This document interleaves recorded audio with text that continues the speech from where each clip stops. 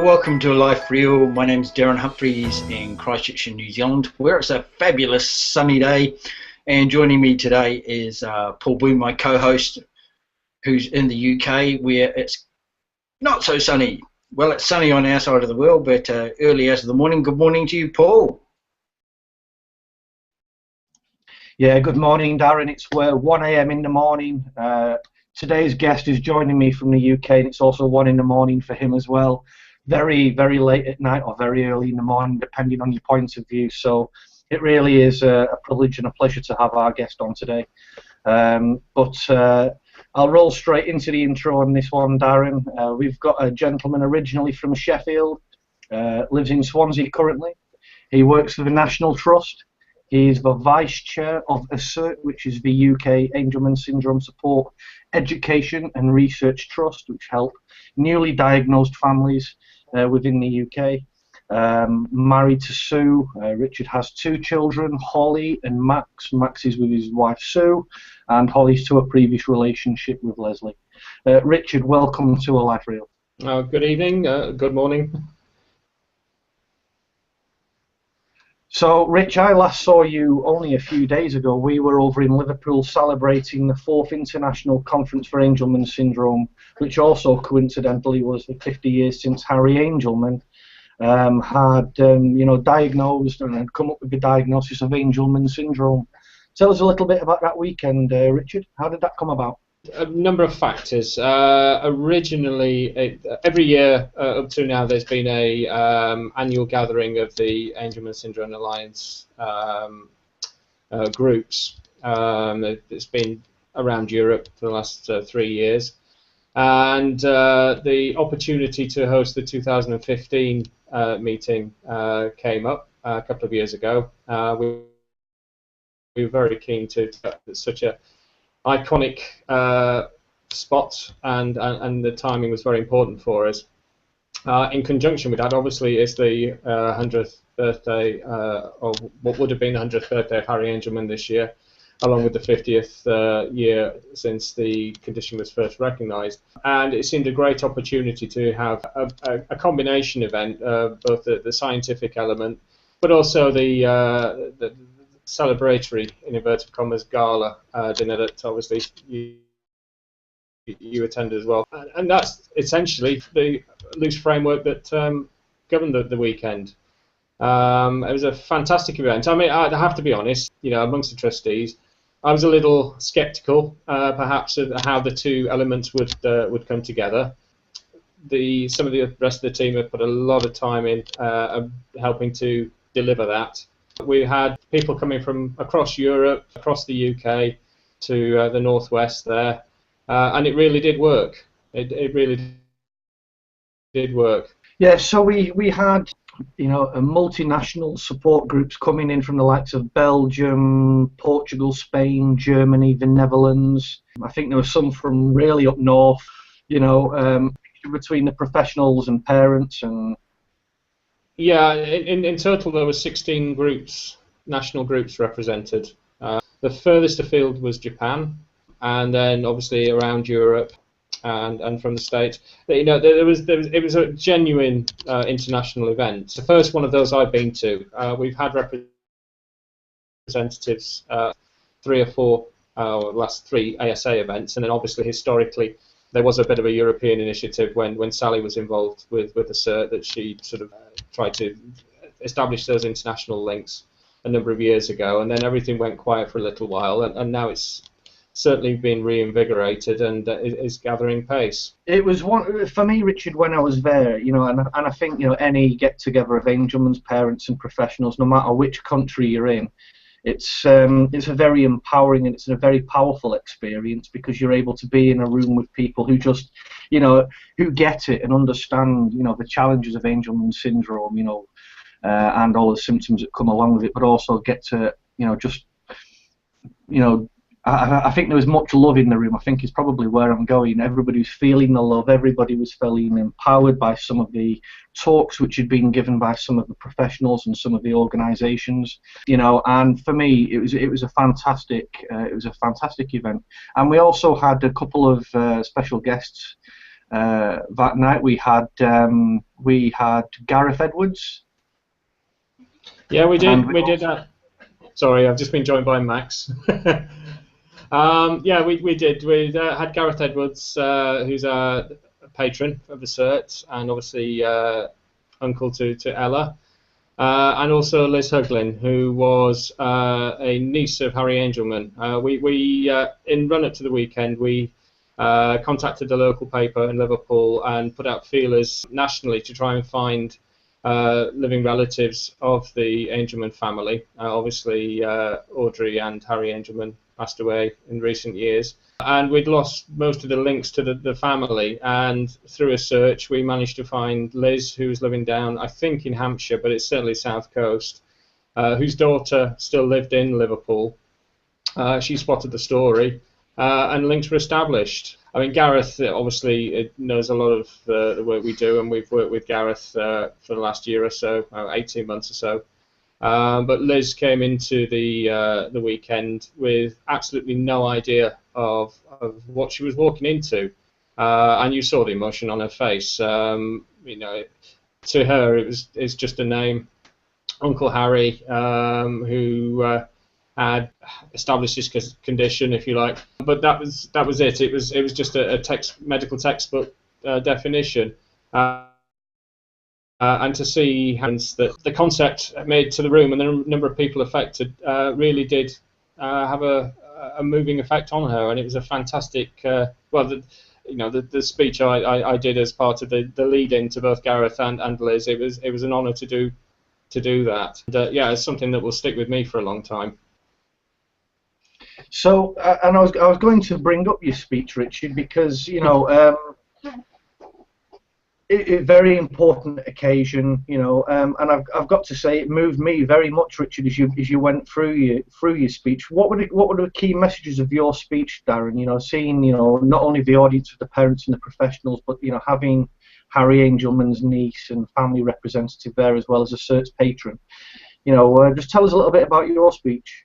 Well, the speech was at one level, it was very basic. It was just to reaffirm what a cert has stood for in the past, how it started, and where we are today, and the importance. It was a scientific gathering, and it was very led on the science, as it needed to be, but the support aspect is something that's very important to me, and it's one of my driving factors.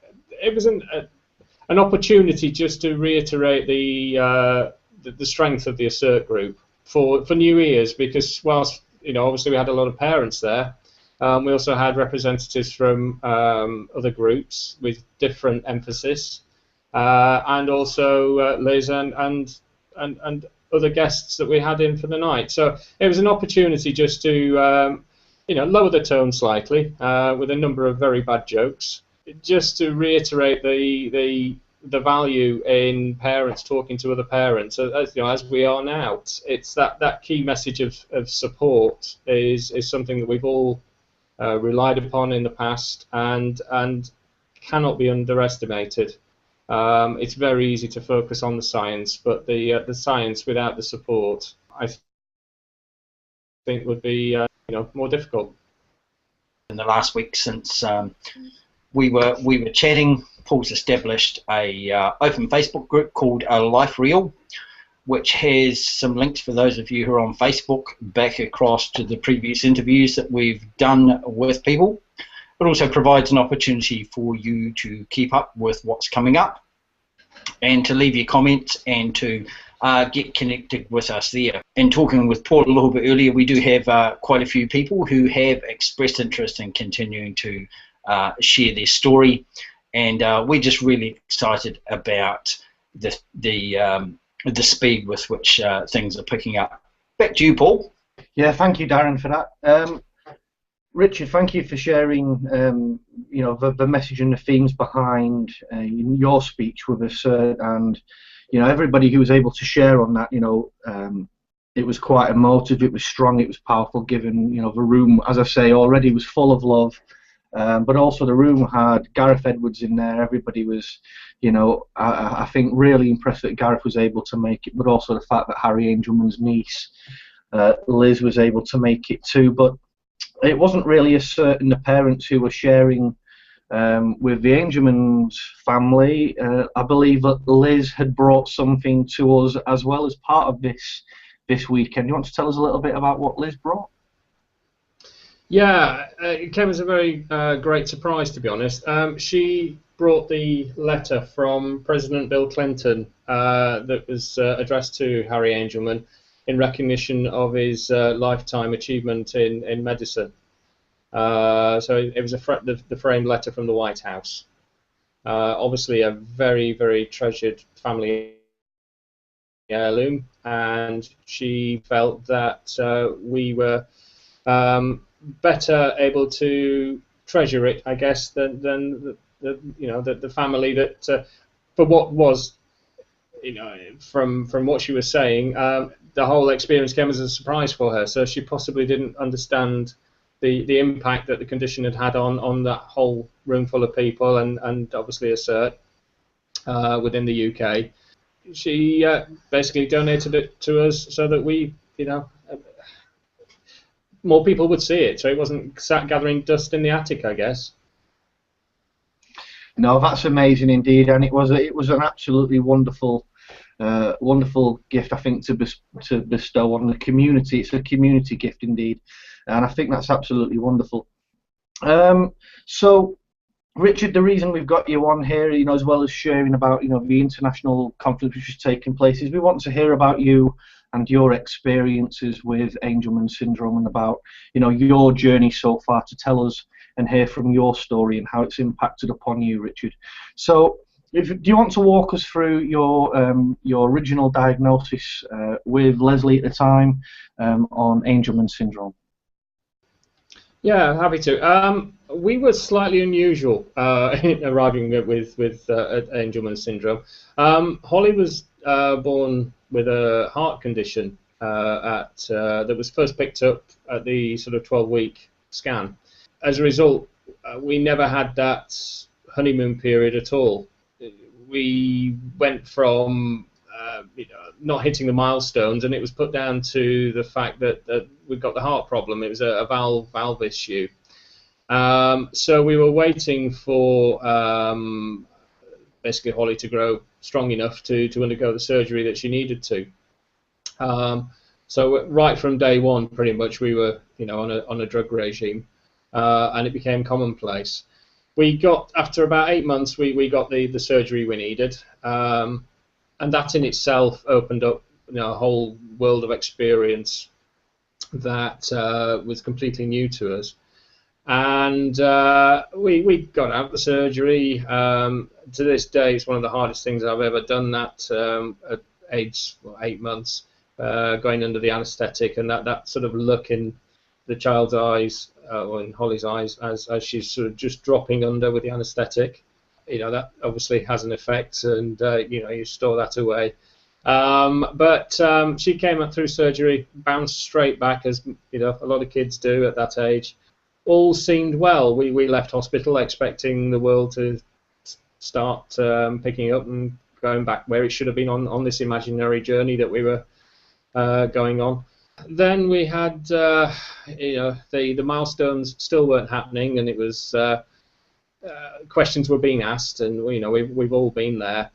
And then what actually happened is, whilst she was undergoing the various assessments, one of the paediatric outreach team from John Radcliffe in Oxford, we were living in Swindon at the time, in North Wiltshire at the time, spotted what we now know as fairly common physical traits, and started looking.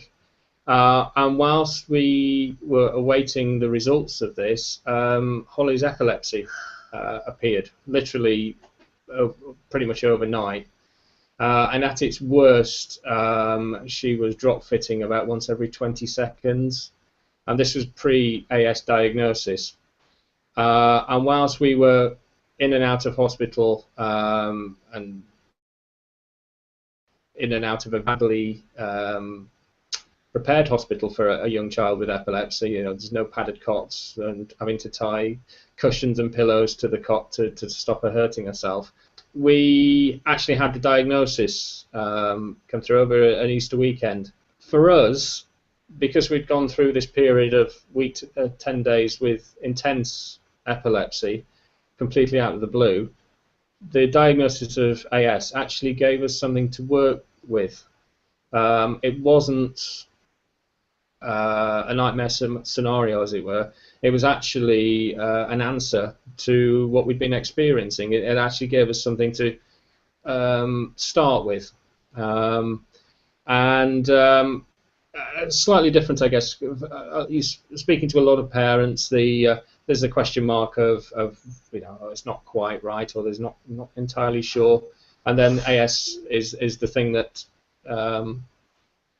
bowls them over. Well, for us, it was actually a life raft in a daft sort of way, because we'd gone from what felt like a life and death situation to then to something that was terribly scary. I mean, epilepsy, it's when you know about it, is bad enough. Epilepsy, when it comes from out the blue and you have no experience of it and you're no expectation of it, is even worse. So, in that sense, as I say, the AS actually gave me something to work with. I'm a great researcher. I'm one of these people that will go and Google, and through doing that, I mean, you often hear that things are bad on the internet. Well, they were far worse 11 years ago, which is why I then sort of set up the website that I used to do, which was one of the very early ones, and it's where I first met Darren through that, and we got started to put things into place for us. Rich, Paul and I were just talking while you were settling your young man. That's a pretty intensive sort of thing to go from the whole. You talked about it being a life raft, but I'd suggested to Paul that perhaps it was a little bit like jumping out of the frying pan into the fire as well, because you've gone from something that you thought would be fixed in Holly just with the surgery in a very physical way, but then you've encountered something that's substantially more than that. Because you talked about the epilepsy being so significant, how has it been? How has the whole epilepsy been ongoing in terms of Holly and getting some good seizure control? In all honesty, those initial periods of epilepsy were the worst we experienced. We've been fortunate. We're obviously having a lot of ongoing issues with Holly. Epilepsy is not one of them, hasn't been for a long time. So we were very lucky in our original contact with the local hospital, in that we actually had a paediatrician who was very keen to get to the bottom of it. I think he had interest in complex needs, perhaps, but he took it as a personal challenge to find the right medication. And aside from one change over the years, it's basically been sort of slight incremental increase levels as Holly's grown. But right from being about, I don't know, 3.5, 4, there's the odd period of breakthrough seizures where the balance isn't quite right. But apart from that, it's never been a major problem for us. So it's, I think we kind of had things back to front almost compared to, but then, that's kind of how we do things. Sure. Is Holly deletion positive, or what's the Yeah, she is. She is a deletion positive. Okay. As far as I'm aware, it's quite a large deletion, but we've not had anything tested since the original diagnosis. But she is certainly, as you do with all parents, you look around the room when we all get together, and comparatively, I mean, she's not very mobile. She's chair bound.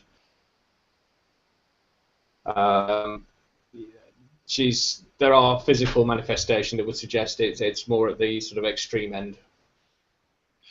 Sure, I think one of the things that is often more common, which you haven't had, is the ongoing seizure challenges often that accompany children, particularly with I don't know what you call it. Let's call it the genetic profile of a deletion. Paul, you've got something further to. I just want to go really back to Richard and say, you found it almost a relief, shall we say, and I appreciate probably relief is the wrong terminology, but a relief that you had an Angelman syndrome diagnosis, and that gave you more focus. What did it do, for you and Leslie at the time? How did that empower you both, and what direction did that take you both in terms of Angelman syndrome and where you are? It certainly empowered us. It gave us a starting point. Relief is the wrong word. I think it's relief given the experience that we'd had going up to the diagnosis. We both have a certain black humour, as do most families, I think, when dealing with adversity. And the thing that I remember most about the day that we had the diagnosis was deciding which T-shirt to put as we were going into the hospital. And the two possibles were, sort of, I think it was something from Woolworths at the time, but one of the T-shirts was the emblazoned angel, which was very common then and still is now at that age. The doctor had enough trouble giving us the diagnosis. If she'd been sat there wearing a T-shirt with neon pink angel as well, I think it might just have put them over the edge. But I funny. And having gone away and obviously into Google and coming back with the term, there was a humour there right from the outset. It was almost a relief that actually we had something to work with.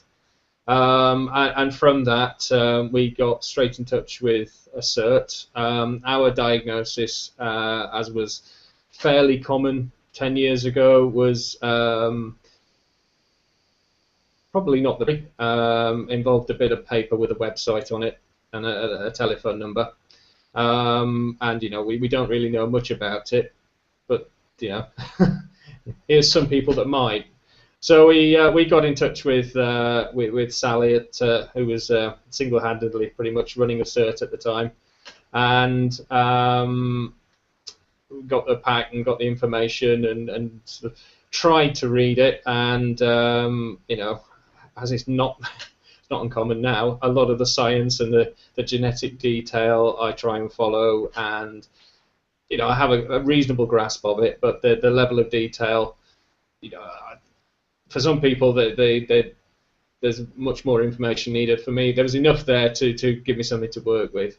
I then needed a few weeks to go away and digest it, really, and come back with a way of communicating what was going on. And that's going back to, I mentioned earlier that the website I set up. One of the reasons I did that was my way of taking in the information and then being able to pass it on.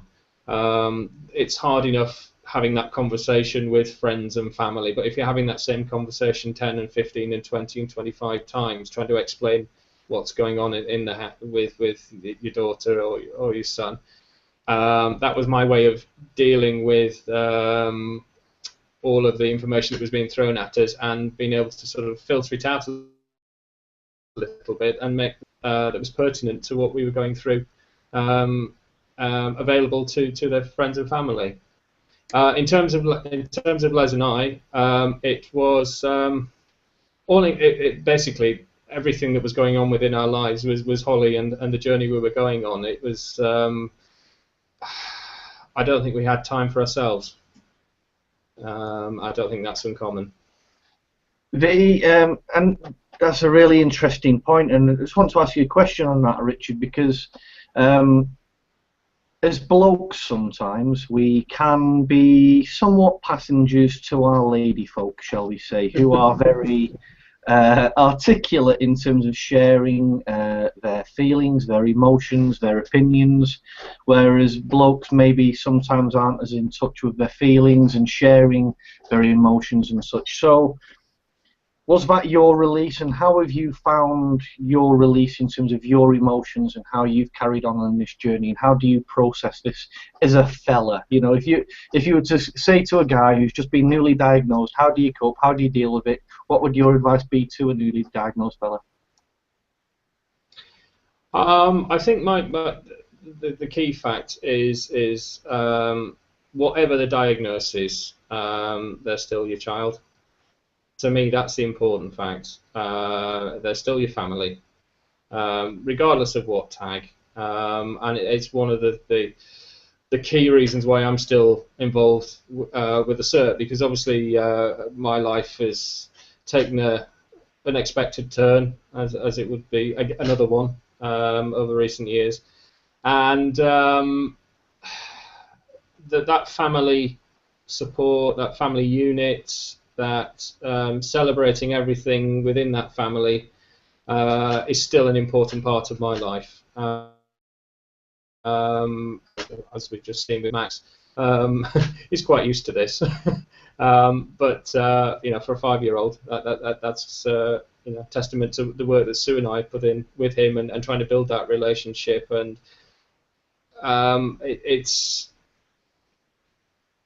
it's going with that family. It's not losing. The diagnosis is life-changing, but it can take over your life, and it's getting it in perspective. It's still remembering to celebrate your child as 2, 3, 4, 5, because there'll never be 2, 3, 4, 5 again. And with the way that my life's changed, that's particularly pertinent because obviously Holly now lives with her mum, so there are long chunks where in my head Holly could still be 6 or 7, but she's not. She's 13 now. So it's enjoying the moment as much as you can, I guess. It sounds a bit cliched, but I think it's true regardless of whether your child has AS or doesn't. That they grow up, and for me that's an important thing to remember. How does what's the relationship between Max and Holly? You know, how do you integrate the two of them together to appreciate who they are together, and what's that been like? Somehow we've managed it. I don't know whether it's by luck or by design. I mean, we now live 100 miles from where Holly lives with her mum. Holly's had significant health problems, not directly AS related, over the last 6 years, since just before Max arrived, and they've resulted in 3 prolonged stays in hospital.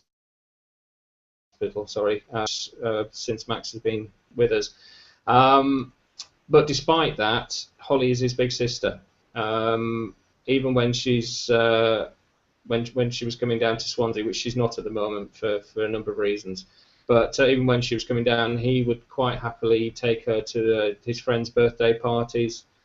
He's proud of her, and they've got a great relationship. Obviously, the hair pulling is not his favourite aspect, but we've managed to. I mean, to Max, Holly is his sister. He's got no other sister, so there's no comparison there. He loves her to bits, and well, he's still alive, so we think it's reciprocated. So you were talking there, Richard, and it was something I was going to come on to later on as well. Is it Holly has had 2 very challenging experiences in hospital in recent years. Do you want to walk us through some of them challenges and how that's been? Because I'm on your Facebook friends, I'm on Leslie's Facebook friends as well, and I do know there's been some, it has been challenging for everybody. But just walk us through some of that experience, Richard. Well, I mean, we've had 3 prolonged stays in hospital. The first one was 6 years ago, and she was one of the first very serious cases of swine flu. She was on holiday with Les at in Cornwall. Went literally, we saw her 2 or 3 days beforehand. She was right as rain. There were no health issues at all. 3 days later, she was being blue lighted up the M5 from Cornwall to Bristol Children's, and they had to stop 6 times in the hard shoulder to pretty much resuscitate her. She ended up, in all 3 occasions, she's had double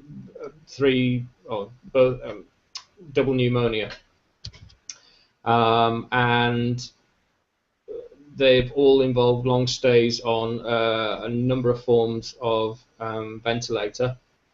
Usually it's the oscillating ventilator, which is a specialist piece of care you would see. And we're talking weeks on ventilation. On all 3 counts, we've had at least a month in intensive care. And given that the normal stats of if you're in more than a couple of weeks, it starts to get more and more serious. So we've had 3 periods that have been very touch and go. We've had the conversation that no parent wants to have. We've had at least twice. What is a quality of life? Is it worth fighting for? And how do you answer that?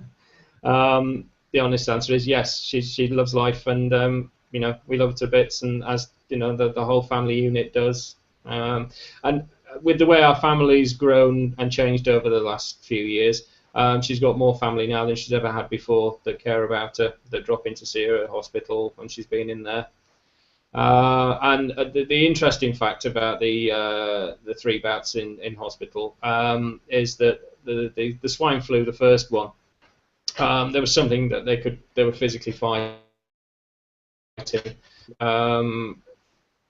They've done a lot of lung washes and things to try and find what was causing the infection, and they've never really come back with anything. And it's only in the last 3 weeks, which is approximately 11 months after the last stay, that it now turns up that she's been silently aspirating for quite some time, which may explain the last 6 years. And of course the worry with pneumonia is each time you have that experience, it leaves scarring on the lungs and then makes you more prone to further recurrence. And having had 3 bouts over 6 years, we've it's not if, it has been more of a when conversation. So the recent findings actually, again, there has implications. We're still waiting for the follow-up, but we could be looking at peg feed or some other alternative. But it does actually give some long-term positivity as opposed to sort of short-term life as normal for now, which has been the attitude for the last few years, I guess. Richard, throughout all of this, and I think everybody would be universal, and everybody who's in touch with both yourself and Leslie understands the strength that you both have, but the strength and the will of Holly is absolutely astounding. Is that what gives you hope, Richard? Is that what gives you that strength of character? What is it that gives you your hope? Yeah, it is. It is. Holly's passion for life, I guess. We had the heart problem, we had the epilepsy, we've had the AS, we've had 3 bouts of, she's in the last 6 years, she's probably spent close to 6 months in intensive care, and she's still happy. Even when you take out the inappropriate laughter, when you see the glint, the mischievous glint in the eye. She knows exactly what she's doing, and that makes life all bearable. Those hours spent on the road, those hours spent trying to juggle extended family and non-nuclear family units, and emotional pressures that they all come with. But ultimately, it's seeing, when we go to spend time with her, it's seeing that grin as you stick your head around the door, and the big bear hug, and it makes it all worthwhile, to be honest. I wouldn't check. It's funny. I mean, there's lots of things that I would wish were different. Wouldn't change anything, because Holly is Holly. It's part of a character, and the impact that she has on all of those around her, both very close family and beyond, is, you can see it. You can see the love that is two-way there. You were talking. Thanks for sharing that, Rich. Boy, lots that you've been through. Going back when you were talking earlier, just about family and then extended family, how was it? How was it for your immediate family, say parents or brothers and sisters, around that time where the diagnosis came through for Holly? How was that encountered? Because obviously they would have known something about the heart condition, but I'm imagining it might have been quite different for them, different for yourself and Leslie in terms of actually understanding Angelman syndrome, which is a whole new, different kettle of fish. Yeah, I think the thing with my family is, as Paul said right at the beginning, I'm from Sheffield, up in Yorkshire. At the time, I was living in Wiltshire, which, a 3-hour drive away with aging parents and a sister away at university, and she's actually out in Australia for a while and then back in the UK.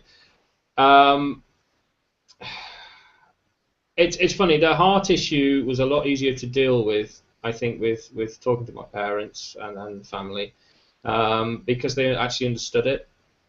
What I found on this journey through AS and with the CERT as well, one of the most difficult things to get your head around is the fact that a complete stranger knows more about what you're going through and how you're feeling than somebody that you've grown up with or a very close family member that you think knows you inside out.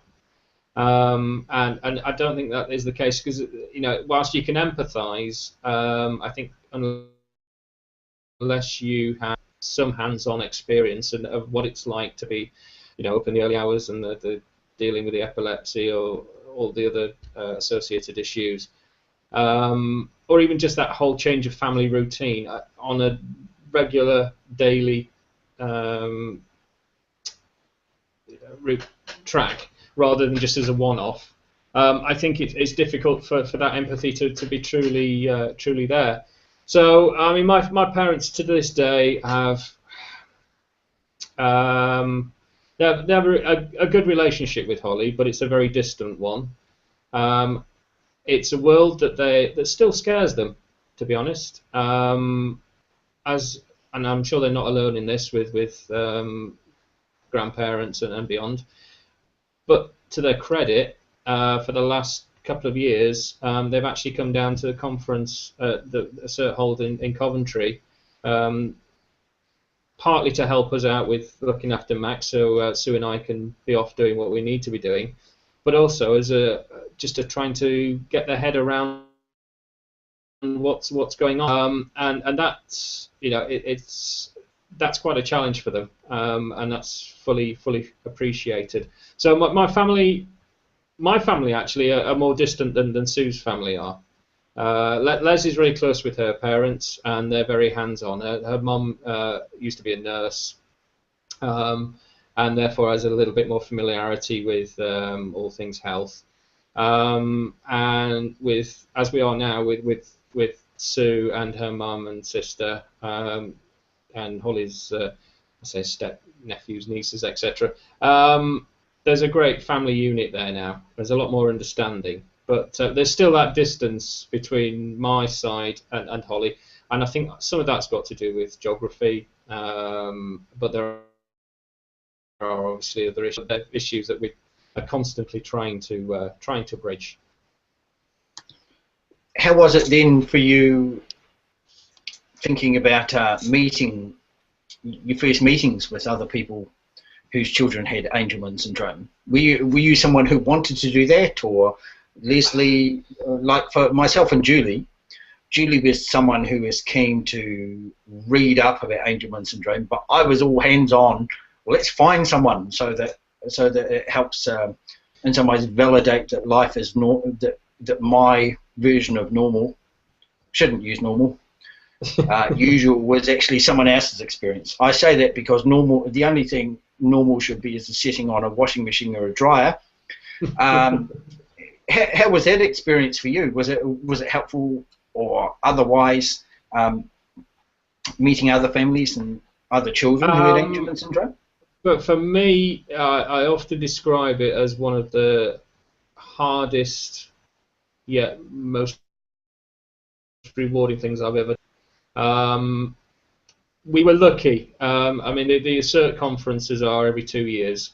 We timed it just right to squeeze in with the last few bookings of the year. We literally had about 4 months between diagnosis and meeting other families. So partly we didn't actually have time for the land to settle and to try and get our head around. It was all new. It was everything was coming at us. We had questions. We had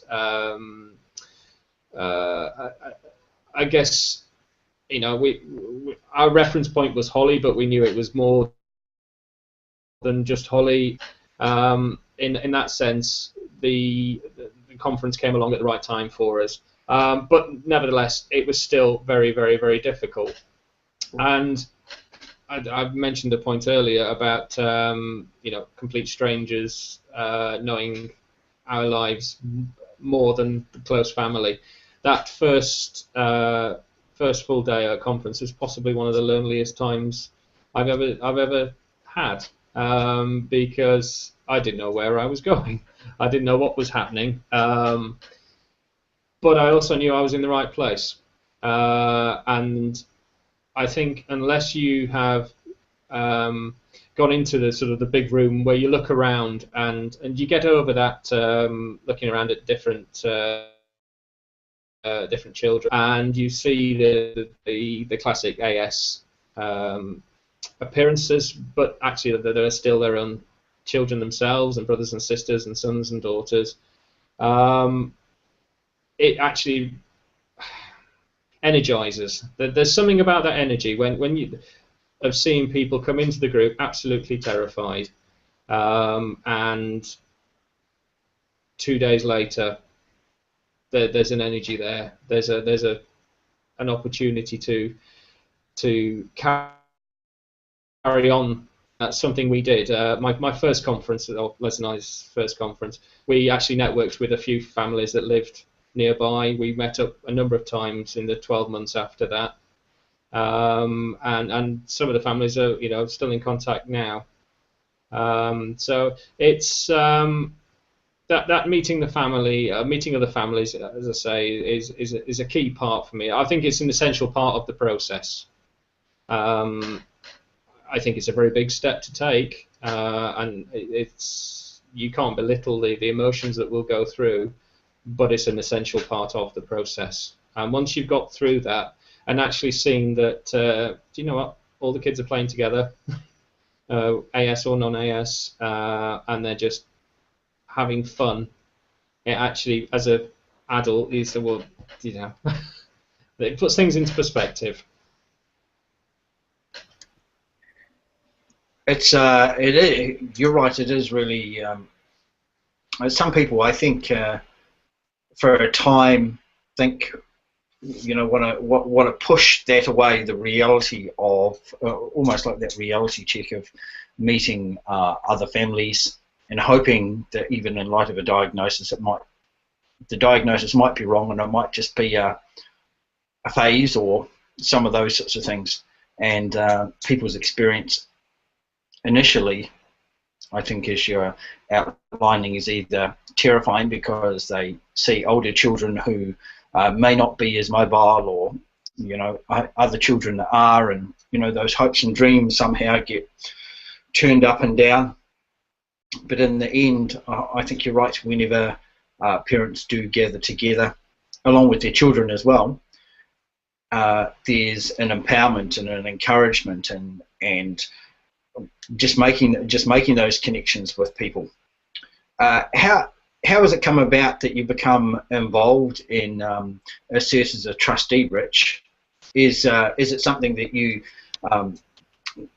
felt because Holly's living with her mum, a way that you're able to encourage and to contribute to awareness in terms of Angelman syndrome? Tell us a little bit about the journey to where you're at in relation to ASSERT now. Well, my relationship with ASSERT started from that first conference. I mean, we had the diagnosis at Easter. Had the first conference in September, and by November of that year, 2004, I was a trustee. Basically, having gone through all these emotions at conference, just appreciating how important it is to meet people, as was happening regularly back in 10 years or so ago. There was the plea went up, please, we need some more trustees. Back then, ASSERT was primarily Sally and her husband, and mainly grandparents, a small number of grandparents, and it was a one-woman operation in some respects. It was it was running out of steam, and she needed help. So, having recognised how beneficial I'd found it, there was no way that I could let it, as it was then, sort of start to falter. So there was myself and a few others, all from either first or second conference attendees, all put our names forward, and basically we walked into a room, somebody locked the door behind us, and some of us are still there. So in terms of ASSERT, Richard, I mean, there's been a journey with ASSERT from where, you've picked it up with Jeremy and Rachel and Lisa and, all of the trustees which are currently in place, and you've seen it mature and you've seen it evolve. So when Sally handed over that baton and entrusted you guys to help do that, and I know social media's been a big part of that, but that journey, from where ASSERT was then to where it is now to potentially where it's going to be in the future, how do you see ASSERT growing, and in what areas do you think maybe, not ASSERT specifically, but the community are maybe missing a trick somewhere, and how we can maybe change and mature the community? ASSERT's growing up, basically. I mean, if you go, as I said when I was doing the speech last week, in 1994, when it first started, there were 14 families. We now have close to 600 families, plus other professionals registered with us, and the expectations are, on what we're changing. I mean, essentially, we have the three elements as a support: the education and the research. Support still is newsletter. It still is the regular conferences and the regional meetings and things. Education, well, education takes many different forms these days. Obviously, the internet is far more prevalent now than it was when the charity was first founded. But it's education of just general condition awareness. It's supporting each other, sharing hints and tips as everybody does on Facebook and Twitter and the like. And it's getting there on major changes of approach, such as the communication, which is one of the big things at the moment. And generally encouragement and then trying to get the establishment on board, which is one of the big hurdles. And obviously from the science point of view, there's a lot more science now than there was 10 years ago, 15 years ago, 20 years ago. Previously, ASSERT was very much hands-on in terms of science. So we were we were managing to do the support, but the science aspect was probably a study group. So a lot of Chris Oliver's early research was with the membership of ASSERT. They'd come to conference and have breakout groups within that, and are able to take it from there. As we are now, I think it's a transitional period again, really, because the global barriers are coming down. We're able. Our key strength is the support thing, but by uniting with other groups, as we are with the Angelman Syndrome Alliance, and actually pooling, small amounts of money, because ultimately, we are all voluntary funded. This event that we had last week is the first time we've ever had any external funding at all. Everything else has come from our own fundraising. So we have to be aware of that. We haven't got tens of thousands of pounds every week to throw into research, but what we can do is make the money that we do have work the hardest for us. And similarly, by combining with other sort of groups around Europe and beyond, we're able to contribute to what is an ever-changing global picture. And you'll have seen last week that there was a lot more groups and bodies and representatives from around the world there. I'm very hopeful. I think that there are certain bodies and organisations where research is the key factor. For ASSERT, it's one of the three, and I think we always have to be conscious of that. But I think with the ASA, I think there's an opportunity there to share and learn from each other and contribute to what is an ever-changing and potentially positive future. What most excites you? You did say there's some really interesting things about the science. Just wondering, is there something that was maybe shared last weekend, or something that most excites you about things that are going on scientifically, Rich? For me, I think the most interesting thing that it was actually something that came out the Friday on the last weekend. On the Friday, we had the ASA groups and scientists, and then Saturday was a slightly lower level. So much of Friday went straight over my head. I'll be honest. I was 3 slides in. I thought I was understanding it. 4 slides, it had lost me completely. But what was really was the way that Angelman syndrome is no longer an isolated case. Obviously, coming into the condition, it's it's rare. No one's ever heard of it, etc., etc., etc. Certainly, you've got scientists from different fields all citing AS as either a common ground, or there's a reference to UBE3A in the relevant field of study and possible consequences. And I think for me that's the exciting thing. There's so many different facets of research at the moment, and all of them coming at slightly different tangents, and that actually gives, for me, that gives hope that there will be progress at some point, even if it's just dealing with simple elements of the condition. Because it's, the classic example, speaker last week from Manchester University, who stumbled across Angelman syndrome simply because they'd been looking at results in circadian rhythms at cellular level.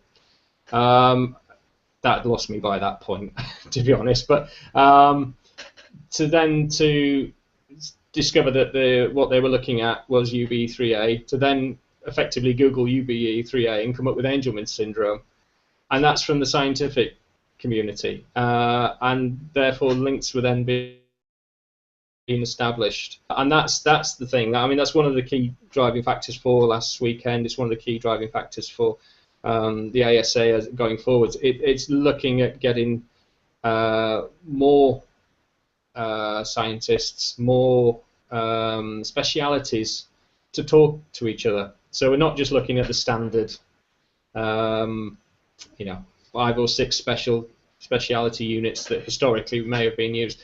The fact is that we know that AS is quite a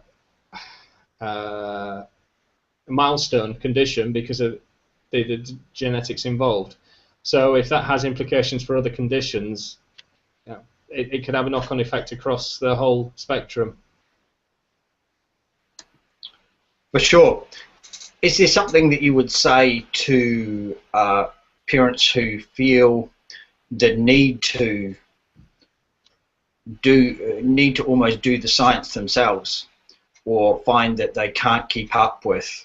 I think there's that whole thing of wanting to keep up with the scientists and actually understand that versus the day-to-day working in the support and getting the things in place that they need to.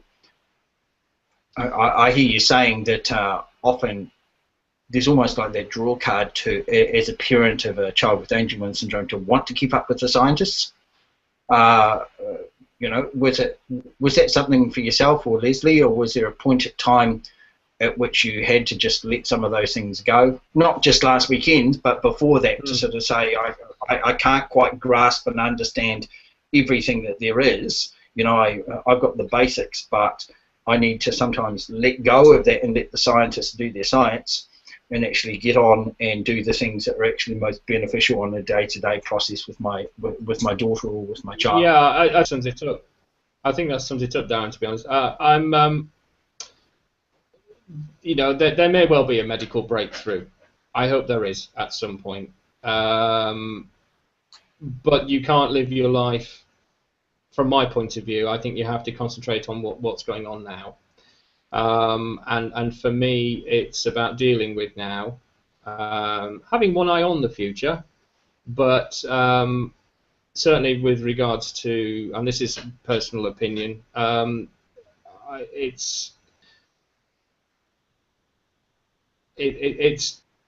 for me, keeping an eye on the science. Yes, it's interesting, but I'm not going to follow every detail, and I'd much rather read it as a summary.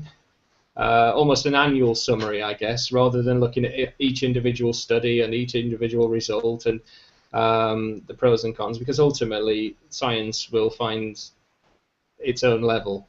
And even within last week, you'd have different scientists with different opinions over the same subject, and they're the ones that understand what's going on. I have got a hope of getting involved in that. So by their own peer review and all the processes that science goes through, then we will make progress. But there's going to be tangents within that journey, and I think it's caught up in the UGI of each and every development. For some people, that's a benefit. For some people, I think it will cloud their ability to focus on what's in front of them immediately. It's not a criticism of anybody. Everybody's different, but for me, it's a slow and steady progress is far better than a reactionary going one way and then being totally disappointed and then going the other way and being totally disappointed again, because to me that just takes away your energy. For sure. In retrospect is always a good thing too. If you were to look back, say 10 years or so, or pre-diagnosis, being through what you've journeyed through with Holly and in relation to Angelman syndrome, what would be, just thinking about that, what would be 3 things that you would say to Rich of 10 years ago?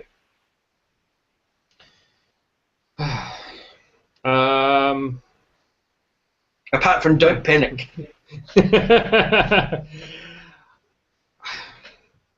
I would say take the opportunity to learn, to be honest. That'd be the first one. Just to back,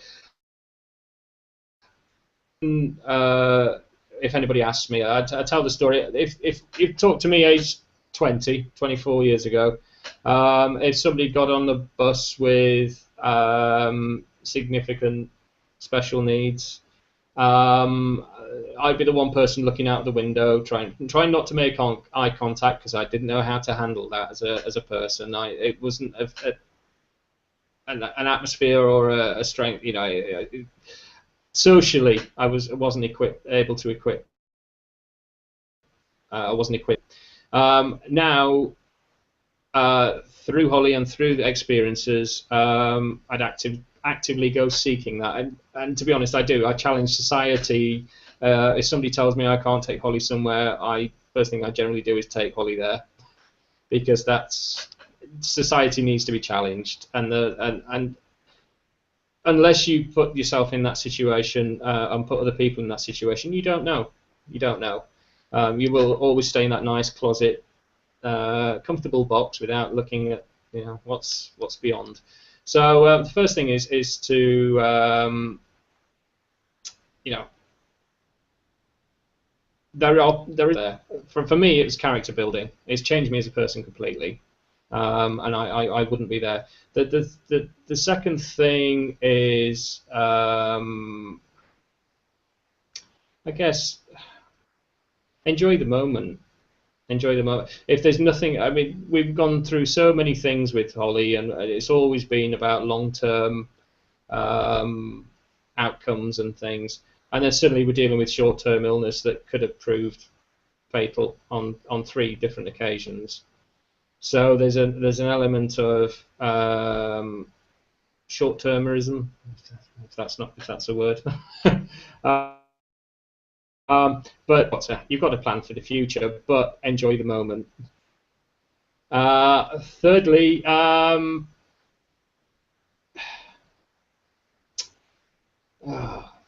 good. Give as much as you can, I think, because I'm a great believer in you get back what you give. It doesn't always come at the same time, but I think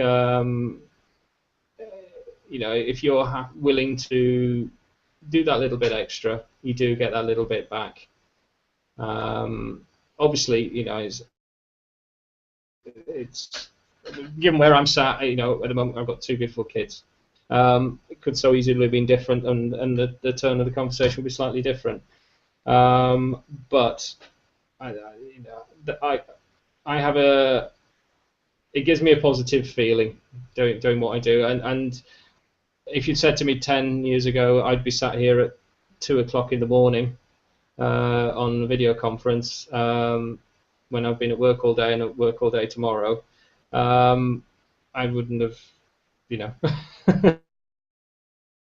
I'd have laughed at it. But actually just doing something like this in itself is positive.